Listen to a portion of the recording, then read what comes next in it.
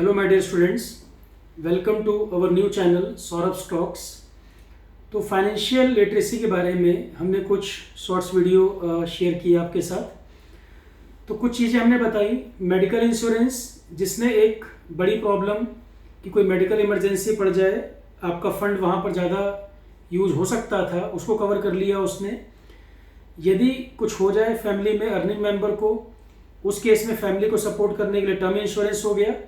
इसके बाद बात आती है अब हमें क्या करना चाहिए, इन्वेस्टमेंट करने चाहिए, क्योंकि हेल्थ भी सिक्योर कर लिया आपने, कोई मिसहैपनिंग होती है फैमिली की प्रोटेक्शन के लिए आपने टर्म कवर ले लिया। अब बात आती है इन्वेस्टमेंट की।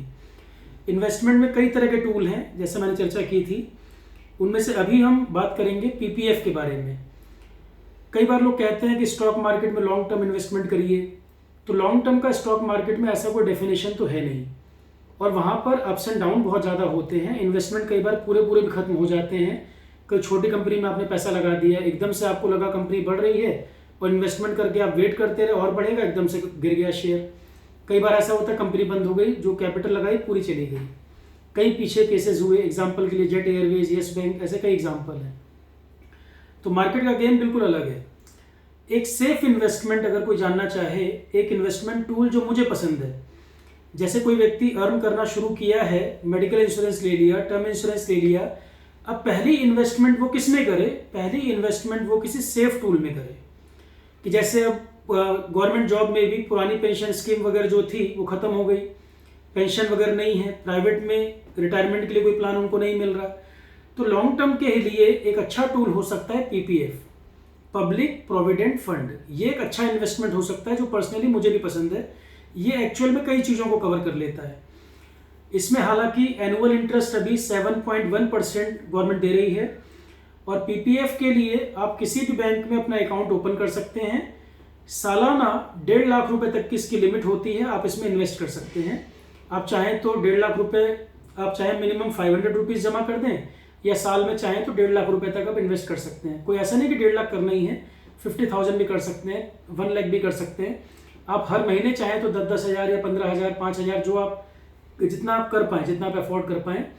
तो कोई बाउंडेशन नहीं है इसमें, मिनिमम पैसे से लेकर और ऊपर 1.5 लाख रुपए, अपर लिमिट 1.5 लाख है, उससे ऊपर आप इन्वेस्ट नहीं कर सकते इसमें।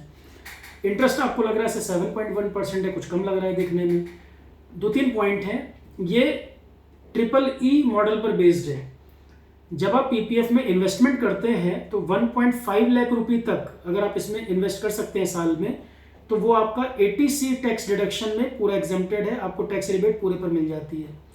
80C के अंदर आप वो डिडक्शन, वो बेनिफिट ले सकते हैं टैक्स का, टैक्स रिबेट। दूसरा, तो आपने 1.5 लाख रुपए जो डाला, उसमें आपको टैक्स बेनिफिट मिल गया। जो आपको साल का इंटरेस्ट आया उस पैसे पर, वो भी एग्जेम्प्टेड है, वो भी टैक्स में नहीं आता। और जब ये पैसा मैच्योर होगा, 15 ईयर का टाइम ड्यूरेशन होता है। वन टाइम में पीपीएफ मैक्सिमम 15 ईयर के लिए आप करा सकते हैं।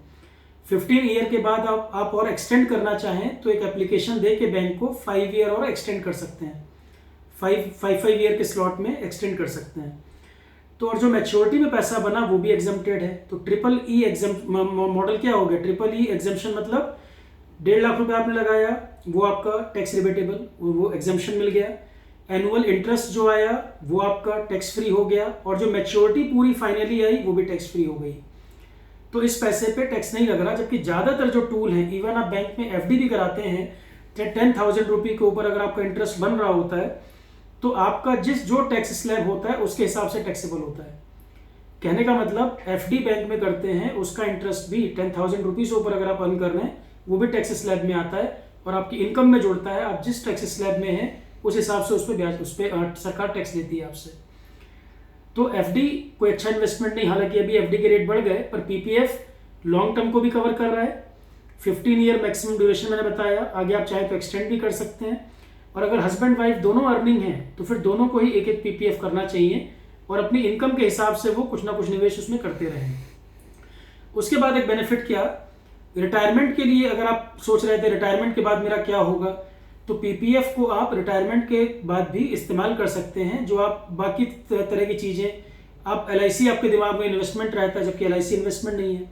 तो पीपीएफ में अगर आपने पैसा निवेश किया है तो रिटायरमेंट प्लान के तौर पर आपका वो पैसा यूज हो जाएगा। तो मेडिकल प्लान, टर्म प्लान, उसके बाद पीपीएफ, ये 3 चीज़ें जब हो जाएं उसके बाद फिर आता है थोड़ा सा रिस्क लेने वाले इन्वेस्टमेंट। इनमें कम से कम आपको रिस्क नहीं है। इसके बाद फिर आता है थोड़ा सा रिस्क लेने वाले इन्वेस्टमेंट। रिस्क लेने वाले में भी म्यूचुअल फंड में कम रिस्क है, डायरेक्ट स्टॉक में ज़्यादा रिस्क है। तो ओके स्टूडेंट्स, नेक्स्ट वीडियो में अब हम बात करेंगे म्यूचुअल फंड और स्टॉक्स के बारे में। All the best.